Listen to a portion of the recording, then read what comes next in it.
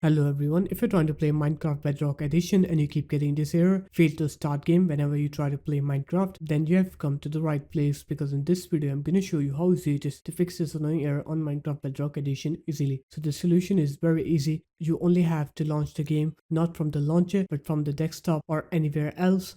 So for example, if you have the game on the launcher, don't run it from the launcher, just open up your start menu, search for Minecraft for Windows and you'll have an application here. I don't have it here because I don't have Minecraft installed on my computer, but you'll have this application here and you're just gonna launch it without the launcher. So just launch it from Minecraft for Windows, and when you launch it from there, your Minecraft will launch correctly and you will not get that fail to start game whenever you try to launch Minecraft Bedrock Edition anymore. So this guys, that's how easy it was. If you guys found this video helpful, make sure to leave a like, comment and subscribe to the channel, and I'll see you in my next video.